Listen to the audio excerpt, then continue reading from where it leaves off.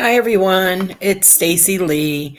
I wanted to upload a video this week just to kind of show you and kind of, I guess, go through some big projects that are coming up due this week and next week. So this week, well, week 3 will be your first field reflection. So I'm going to share my screen. Bear with me. We're going to go to page, we're going to go off the syllabus to page 21. Where it talks about the field reflection assignment. So right here at the bottom of 21. Essentially, guys, what I've learned over my history of teaching the field classes, students hear field reflection or process recording and they panic. It is not a graded research paper, right? It's essentially just trying to get you into the idea of reflecting, looking at being aware of your feelings, your biases, things like that are going on within you when you're dealing with clients and other folks. So the primary purpose of this assignment is to provide an opportunity for you to reflect on your experiences and your learning. I understand that a lot of you have a limited client contact. So, that's fine. Do some reflection on the experiences that you've had in field thus far. I'm not judging on experience, guys.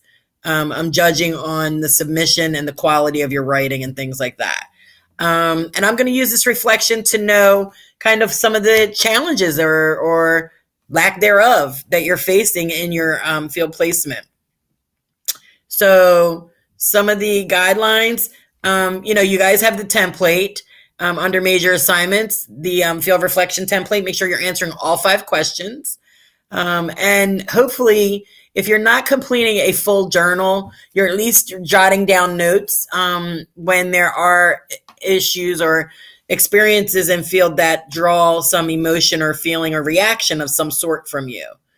And so here's some examples of, some things that you can kind of use in your reflection. So make sure you're paying attention to the syllabus. It's very helpful in helping you to get the assignments done.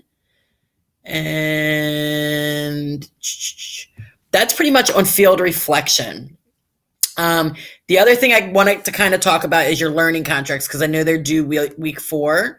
So we're going to go up to page 15 of the syllabus, and we will find, bear with me right here, your learning contract assignment that's due week 4. So, the expectations for the learning contract, students get all caught up in, oh my God, how many tasks or activities do I have to have under each competency? And is this enough? If it's not enough, guys, you have to have something under every competency, right? There's no rhyme or reason. I just want to see, so you should be reflecting or taking credit for every activity that you are participating in or observing or leading or whatever in your field experience should be on your learning contract. The biggest mistake I find for students is a lot of them do not take credit. And then when we do the site visit or the liaison visit, they tell me all these wonderful things they're doing and none of it's related to the learning contract because they didn't take credit for any of it. So make sure you're taking credit for what you're doing. Okay. Let's see. So part 1, I'm sorry guys. We went too far. If you have, I don't know, I thought this gave more information, but it doesn't. If you have questions around, if you're not sure if something should be in your learning contract, don't hesitate to send me an email, reach out to me. That's what I'm here for. Your goals, requires that the students develop individual and measurable learning goals, and activities for each semester. Don't overthink it again, guys. I feel like, I know it's your first semester in field and, everybody's, kind of losing it and panicking about time management and how we're going to get it all done. But we, believe it or not, we will get it done. Everyone will get it done. Everyone will be okay. Just make sure that your goals are measurable.